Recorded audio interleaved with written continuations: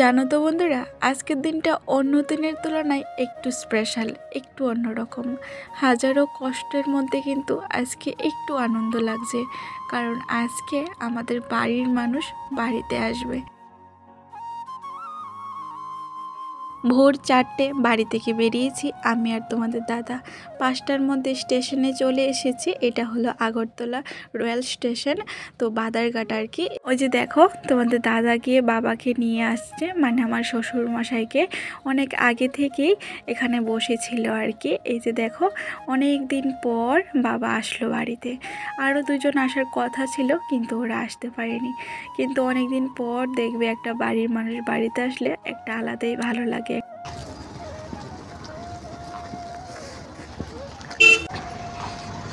তুমি জ্যাকেট পরছো না, ঠান্ডা লাগে না? বাবাকে স্টেশন থেকে নিয়ে চলে আসলাম ডাইরেক্ট ডাক্তারের কাছে। না না, বাবাকে ডাক্তার দেখাবো না, দেখাবো আমি নিজে ডাক্তারকে। আজকে অনেক দিন ধরে মাথা ব্যথার যন্ত্রণাটা না একদম বেড়ে গেছে। একটা দিন শান্তি পাচ্ছি না, ভীষণ মাথা ব্যথা করছে। তো আমিও বসেছিলাম লাইনে। তো ডাক্তার দেখানো কিন্তু আমার হয়ে গেছে প্রায়, ওইখানে ডাক্তারের কাছে প্রায় 1-1.5 ঘন্টা লেগে গেছে। জানো তো বন্ধুরা, ডাক্তারের কাছে গেলে না আমি কেন জানি ভিডিও করতে পারি না, আমার কীরকম জানি ভয় ভয় লাগে। তো বেরিয়ে চলে আসলাম। বাবা গেছে বাইরে কি যেন একটা আনতে, আর তোমাদের দাদা গেছে ফার্মেসিতে ওষুধ আনতে। আর আমি এদিকে গাড়িতে বসে তোমাদের সাথে বকবক করছিলাম, কিন্তু এত গাড়ির শব্দ আসছিল না, তাই মিউট করে দিতে হলো অরিজিনাল সাউন্ডটা। আসলে বাজারের মধ্যে ছিল তো অনেকটা গাড়ি ঘোড়ার শব্দ আসছিল।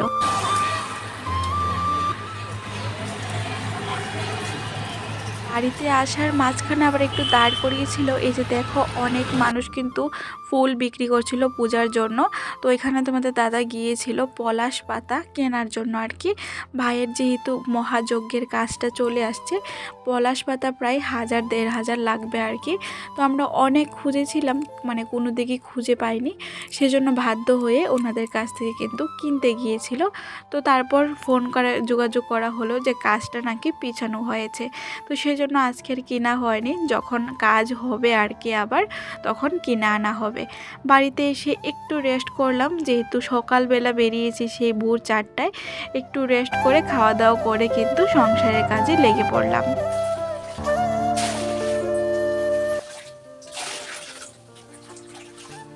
কালকে তোমাদের সাথে কোনো ভিডিও শেয়ার করা হয়নি, ভিডিও এডিট করা ছিল কিন্তু ভয়েস ওভার দিতে পারিনি। আসলে কি বলতো, এখন না চাইলেও একটু রেস্ট নিতে হয়, কারণ ডাক্তারের বাড়ি দৌড়াদৌড়ি করতে করতে আমি ক্লান্ত হয়ে গেছি। যতবারই ডাক্তারের কাছে যাই ততবারই বলে তোমার প্রেশার লো, আর সব থেকে বেশি যেটা সমস্যা তোমার ঘুম কম হচ্ছে, শরীরের যত্ন নেওয়া কম হচ্ছে। আজকে ভাই মারা যাওয়ার পর থেকে কিন্তু আমার সেরকম ভালো ঘুম হয় না। আর আরও বেশি সমস্যা যেটা হলো, জলটা আমার শরীরে কমে গেছে, মানে জলটা খুব কম খাওয়া হচ্ছে। তো সব কিছু মিলিয়ে ডাক্তার বলল এখন তোমার খুব একটু রেস্টে থাকা দরকার, একটু ঘুমের দরকার। তো সেজন্য কিন্তু এখন আমি আর সেরকম আগের মতো এনার্জি নিয়ে কাজ করতে পারছি না। একটু কাজ করি তো একটু এসে শুয়ে থাকি। এই যে এখন একটু বারান্দায় শুয়েছিলাম ভাতটা বসিয়ে আর কি। ওইদিকে কিন্তু ড্রামে জল দেওয়া হয়ে গেছে, জল এখনও নেওয়া হয়নি কারণ জল আসেনি। আর এখানে শুয়েছিলাম বলে মেয়েটা বারবার এসে বলছিল তুমি এখানে কেন শুয়েছো, ঘরে যাও। তো মেয়ের সাথে একটু কথাবার্তা বলছিলাম। এরকম করেই এখন আমার দিনগুলি কাটে, একটু কাজ করি তো একটু কিন্তু আবার এসে শুয়ে থাকি বা বসে থাকি। শরীরটা না এখন আমার সত্যি অনেকটা খারাপ হয়ে গেছে গো।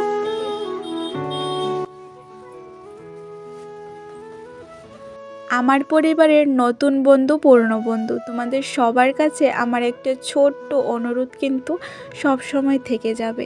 তোমরা কে কোন জায়গা থেকে আমার ভিডিওটা দেখছো অবশ্যই কিন্তু কমেন্ট করে জানিয়ে যাবে গো, তাহলে আমিও জানতে পারবো আমার বন্ধুরা কত দূর দূরান্ত থেকে আমার ভিডিওটা দেখছো। আমার কিন্তু এক তরকারি ভাতে নামানো হয়ে গেছে, আর মেয়েটা না বারবার ব্যাগটা মানে ট্রলিটা এসে খুলছিল আর কি, জিনিসপত্র এদিকে সেদিকে ফেলছিল।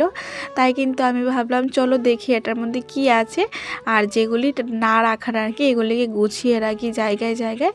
তো এটার মধ্যে মেয়ের জন্য কয়েকটা জামা কাপড় পাঠিয়েছে বর্দি, মানে আমার বাগনির যে জামা কাপড়গুলি ছোট ছোট হয়ে গেছে আর কি, সেগুলি মেয়ের জন্য পাঠিয়ে দিয়েছে। লোশন, ক্রিম, সাবান, তেল, বিস্কুট, চকলেট, মানে যা যা হয় আর কি বাচ্চাদের জন্য ওইগুলি পাঠিয়েছে। আর এই যে জুতোগুলি মানে শু জুতোগুলি আর কি কালো সাদা, এগুলি হলো আমার বাগনির স্কুলের আর কি জুতো।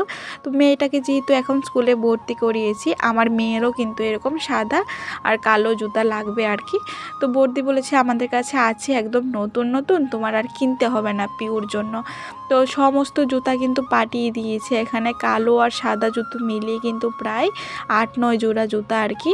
কিন্তু দুঃখের বিষয় এক জোড়া জুতাও এখন পিউর লাগে না, কারণ এই জুতাগুলি না অনেকটাই বড় বড়। আমি আবার পরিয়ে দেখছিলাম লাগে কি না, কিন্তু না, আরও 2 বছর পর গিয়ে পিওর এই জুতাগুলি ঠিকঠাকভাবে লাগবে।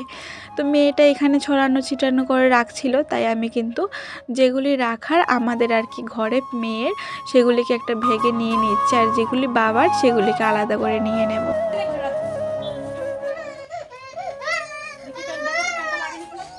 আমার ভাইয়ের শ্মশান যাত্রার যে মুহূর্তটার ভিডিও আমি দিয়েছিলাম, যে ভিডিওটা তোমরা ভাইরাল করেছো, সেই ভিডিওটাতে মামুন বোন কমেন্ট করেছে, বোন তুমি এই ভিডিওটা করেছো বলে অনেকেই অনেক কথা বলেছে। আমি বলবো তুমি এই ভিডিওটা দিয়ে ঠিক করেছো, কারণ তুমি তো আর তোমার ভাইকে কোনোদিনই কাছ থেকে সামনে থেকে আর দেখতে পারবে না। বোন, তোমার যখন ভাইয়ের কথা মনে হবে তখন তুমি এই ভিডিওটা দেখবে। সামনে থেকে নাও দেখলে কি হয়েছে, ভিডিওর মাধ্যমে তো ভাইয়ের চেহারাটা দেখতে পারবে। কারোর কথায় কান দিও না বোন, তুমি যেমনে ভালো থাকবে ঠিক সেরকমভাবে জীবনটা চালাও। তোমাকে যে কি বলে ধন্যবাদ জানাবো বা ভালোবাসা জানাবো আমার জানা নেই বা আমার মুখে ভাষা নেই বোন। তবে এতটুকু বলবো, তুমি যে আমার কষ্টটা বুঝেছো, আমার কথাটা বুঝেছো, এটাই অনেক। তুমি ভালো থেকো বোন, আর বাড়ির প্রত্যেকটা মানুষকে ভালো রেখো। জানো তো বন্ধুরা, ভাই বোনের মতো মধুর সম্পর্ক আমি মনে করি না আর দুইটা আছে বলে। আর সেই জায়গায় দাঁড়িয়ে আমার কলিজার টুকরা ছোট্ট ভাইটাকে আমি হারিয়েছি। যদিও বা প্রত্যেকটা মুহূর্তে প্রত্যেকটা ভিডিওতে আমি ভাইয়ের কথা বলতে চাই না, তবে মনে করো না যে আমি ভাইকে ভুলে গেছি। প্রত্যেকটা মুহূর্তে আমার ভাইয়ের শূন্যতা আমাকে তিলে তিলে মেরে ফেলে। অনেক মনে পড়ে ভাইয়ের কথা, অনেক অসহায় লাগে নিজেকে এখন। তোমরা কি ভাবছো আমি দাঁড়িয়ে আছি আর বাবাকে দিয়ে কাজ করাচ্ছি? আসলে এরকম কিছু না। আমি এসেছিলাম এই লাউ পাতার শাকগুলি ধোয়ার জন্য।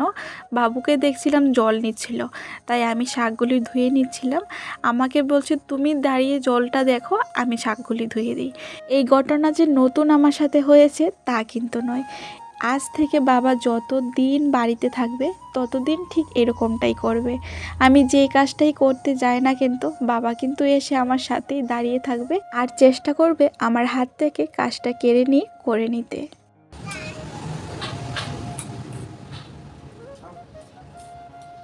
প্রথমে আমি এক তরকারি ভাত রান্না করে নিয়েছিলাম, তারপর মা আবার স্কুল থেকে আসার সময় লাউ পাতার শাক এনেছিল, ওইটাকে আবার মা রান্না করছে। আমি কেটে ধুয়ে দিয়েছি, বাবা ধুয়ে দিয়েছে আর কি। তো এখানে আমি আর বাবু বসে গেছি ভাত খেতে, আর মেয়েটাকেও একটু বাটিতে করে দিয়ে দিয়েছি। আজ অনেক দিন পর শ্বশুর বৌমা একসাথে বসে ভাত খাচ্ছি। তো বন্ধুরা, এখন বাজে 11টা 15। তো এইমাত্র মানে ডাক্তারের কাছ থেকে এসে খাওয়া দাওয়া করলাম, রান্না করলাম। দেখতেই পেলে ও ডাক্তারের কাছ থেকে এসেও মোটামুটি অনেক কয়টা কাজ আমি আর বাবু মিলে করে নিয়েছি। আর মেয়েটাকে নিয়ে মা গিয়েছিল তোমার সেন্টারে, যেহেতু মেয়েটাকে রেখে গিয়েছিলাম মার কাছে। মা কিন্তু ওকে টিফিন খাইয়ে মার সাথে সেন্টারে নিয়ে গেছিলো। তো কালকে বিকেলে মেয়েটাকে নিয়ে গেছিলাম ডাক্তারের কাছে। আজকে তো আমি ডাক্তার দেখিয়ে আসলাম, কালকে বিকালে মেয়েটাকে নিয়ে গেছিলাম ডাক্তারের কাছে। ওই যে অনেক দিন আগ থেকেই বলছিল যে আমার পায়ে ব্যথা করে, তো ও তো ব্যথা করে বলতে পারে না, ও খালি বলে পায়ে ক্ষুধা লাগে। তো কেন এরকমটা হয়, মাঝখান দিয়ে হোমিওপ্যাথিক ওষুধ এনে খাইয়েছিলাম। ওষুধটা খাওয়ার পর কিছুদিন কম ছিল, তো এখন আবার কান্নাকাটি করে, রাতের বেলা পায়ে ব্যথা করে, পায়ে খিদা লাগে, এরকম করে ব্যান্ডেজ করে দিতে হয়। তোমাদেরকে সাথে তো মাঝে মধ্যে আমি শেয়ার করতাম। আর তো কালকে নিয়ে যাওয়ার পর এক্সরে করেছিল, তো আজকে এক্সরে রিপোর্টটা নিয়ে আসলাম আর কি আসার সময়। তো এক্সরে রিপোর্টটা কি মানে রিপোর্টে কি এসেছে সমস্তটাই আমি তোমাদেরকে বলবো। অনেক দিন ধরে কিন্তু তোমাদের সাথে ভালো করে ভিডিও শেয়ার করতে পারি না, আর মোবাইলের সমস্যা আছে। তার এক তো এক তো মোবাইলের সমস্যা, তার মধ্যে আবার নিজেরও অসুস্থ। আর আমি বাড়িতে এসে ঢুকিয়েছি, মানে বাড়িতে এসে পৌঁছালাম, আর এমনিতেই ওই বাড়ি থেকে খবর এলো, মানে আমার মাসি শাশুড়ি ফোন করে বলল ওর বাবার কাছে, মানে তোমাদের দাদার কাছে, যে আমার বাবাকে নিয়ে আবার হসপিটালে ভর্তি হয়েছে, জিবি হসপিটালে আর কি। আমাদের বাড়ি থেকে, এই বাড়ি থেকে হসপিটালে যেতে প্রায় 1-1.5 ঘন্টা সময় লাগে, এখানে এসে ভর্তি হয়েছে আর কি। তো এখন আমার আর ইচ্ছে করছে না, মানে ইচ্ছে করলেও আমি আর যেতে পারছি না, কারণ আমার শরীরটা খুবই খারাপ, তার মধ্যে মেয়েও শরীরটা খারাপ। তো আমি আর এখন যাব না, এখন মা আর তোমাদের দাদা যাবে, দুজন গিয়ে মা বাবুকে দেখে আসবে আর কি। তো দেখি আমি কালকে যাওয়ার চেষ্টা করব, বাবা যেহেতু ভর্তি আছে। পরিস্থিতি এমন একটা অবস্থা হয়ে গেছে এখন আমাদের, হয়তো তোমাদের সাথে সমস্ত কিছু আমি শেয়ার করতে পারি না চাইলেও, আর সম্ভবও হয় না। মেয়েকে নিয়ে ডাক্তারের কাছে যেতে হয়, আমিও যেতে হয়, তার মধ্যে বাবা হসপিটালে ভর্তি, মানে সব কিছু মিলিয়ে খুব খারাপ একটা পরিস্থিতিতে আছি আমরা এখন। তো এখন চলো বলি মেয়ের রিপোর্টে কি আসলো। এই যে এখানে তোমার পায়ের দেওয়া আছে, সিটি স্ক্যান, তোমরা বুঝতে পারছো কিনা জানি না, কিভাবে দেখালে বুঝবে। এই যে গোড়ালিটা হয়, মানে কি জানি বলে, হাঁটুটা আর কি, এই যে হাঁটুর এই জায়গাটা 2টা পা করেছে। তো এমনিতে বলেছে এমনি কোনো সমস্যা নেই, রিপোর্টে কোনো সমস্যা নেই, রিপোর্ট নর্মাল আছে। আর এই বয়সে তোমার বাচ্চারা যখন বেশি দৌড়াদৌড়ি করে তখন মাঝে মধ্যে এটা হয়, কিন্তু ওর তো বেশি হয়। তো ওর নাকি একটু মানে হাড়টা দুর্বল আর কি, হাড়, তো ওইটা আর কি ক্যালসিয়ামের সমস্যা যেটা হয় না, হাড় দুর্বল হয়ে যায়, তো ওইটা আর কি একটু সমস্যা আছে মেয়ের। তো এখন মেয়েটাকে নিয়ে আবার যাব ডাক্তারের কাছে, বিকেলে গেলে রিপোর্টটা দেখিয়ে আবার ডাক্তারের কাছ থেকে ওষুধ আনবো। তো এই চলছে আমাদের পরিবারে, এই পরিবার ওই পরিবার দুইটাতেই খুব সমস্যায় আছি। আর আরও একটা কথা তোমাদের সাথে আমি শেয়ার করতে চাই, যেটা হলো তোমরা অনেকে আমাকে বলো যে দিদিভাই তোমার ফোনপে নাম্বারটা দাও,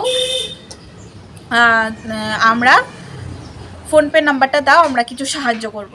তো তোমাদের সবাইকে আমি অনেক অনেক ভালোবাসা জানাই, ধন্যবাদ জানাই, তোমরা যে আমার পাশে আছো। আর এখন এই মুহূর্তে আমার যদি ভিক্ষাও করতে হয় আমি সেটাও করতে রাজি আছি, কারণ পরিস্থিতি খুবই খারাপ। তোমাদের দাদা প্রায় 1-1.5 মাস ধরে বিছানায়, তার মধ্যে ভাইটা মারা গেল, এখন বাবা অসুস্থ। এটা পরিবারে যাদের ইনকামে সংসার চলে তারাই কিন্তু অসুস্থ। তো এই মুহূর্তে আমাদের খুবই টাকার সমস্যা হচ্ছে, যেটা সত্যি কথা। টাকার সমস্যার জন্য আমি আরও চিকিৎসা করার ছিল, করতে পারিনি। তোমরা যারা আমাকে বলো ফোনপে নাম্বার দাও, টাকা দিয়ে সাহায্য করব, তোমাদের কাছে আমার একটা অনুরোধ, যদি টাকা দিয়ে সাহায্য করতে চাও তাহলে মেম্বারশিপে যে জয়েন বাটনটা আছে ওইখানে ক্লিক করলে কিন্তু তোমরা চাইলে কিছু টাকা দিয়ে সাহায্য করতে পারবে। ফোনপে নাম্বার নেই আর দিতেও পারবো না, তবে যদি তোমরা সাহায্য করতে চাও, বলতে পারো এক প্রকার ভিক্ষা চাইছি তোমাদের সবার কাছে। হ্যাঁ, আমি ভিক্ষা চাইছি, আমার পরিবারের মানুষগুলিকে ভালো করার জন্য আমি ভিক্ষা চাইছি। বাবাকে আজ পর্যন্ত কিছুটা দিয়ে সাহায্য করতে পারছি না, খুব কষ্ট হচ্ছে। তো তোমরা যদি আমাকে সাহায্য করতে চাও তোমরা প্লিজ মেম্বারশিপে ক্লিক করে সাহায্য করতে পারো, তোমাদের যার ইচ্ছে হয়। দেখো আবার অনেকে আবার এসে বলবে টাকা চাইছো কেন, তোমাদের সমস্যা তোমরা দেখবে, আমরা কেন টাকা দেবো, ঠিক আছে? আমি কিন্তু বারবার বলছি যাদের ইচ্ছে হয় আমাকে সাহায্য করবে তারাই দেবে, আমি কিন্তু কারোর কাছ থেকে জোর জবরদস্তি করছি না। অবশ্যই আমার পরিস্থিতি খারাপ, আমাকেই মোকাবিলা করতে হবে। তোমরা অনেকেই বলো যে সাহায্য করবে ফোনপে দেওয়ার জন্য নাম্বার, সেই জন্য আমি এই কথাটা বলছি, তোমরা প্লিজ খারাপভাবে নিও না কথাটাকে। তো চলো, অনেক সময় কথা বললাম, আর গাড়ির শব্দের জন্য তো এমনি কথা বলতে পারি না, ভীষণ গাড়ির শব্দ শোনা যায় এখানে, কথা বলে শান্তি লাগে না। তো চলো, যদি কোনো ভুল বলে থাকি তোমরা প্লিজ আমাকে ক্ষমা করে দিও। আর আমার মেয়েটার জন্য একটু প্রার্থনা করো, আমার পরিবারের সকল মানুষের, মানে আমার পরিবারের প্রত্যেকটা মানুষের জন্য তোমরা ভগবানের কাছে প্রার্থনা করো যেন ওদেরকে আমি ভালো রাখতে পারি, ওরা যেন ভালো থাকে। মা তো পাগলের মতোই হয়ে আছে, বাবাটা হাসপাতালে ভর্তি থাকে 2 দিন পর পর। আর এদিকের অবস্থা কি আর বলবো, তোমাদের দাদা বিছানায়, একটু কাজ করলে আবার বিছানায় এসে পড়ে, মানে পরিস্থিতি খুবই খারাপ।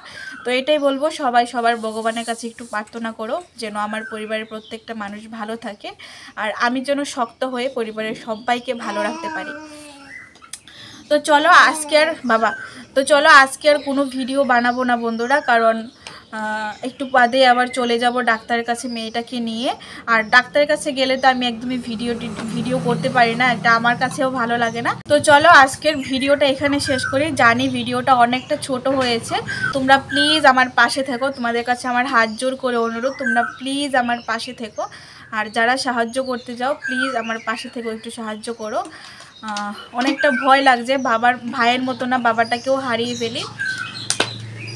উফ, তো চলো টাটা, সবাই ভালো থেকো আর আমার পাশে থেকো। দেখা হবে আবার কবে জানি না, ভিডিও করতে ইচ্ছে করে কিন্তু সময়ের পরিস্থিতির কারণে করতে পারি না। তো চলো ভালো থেকো সবাই, টাটা।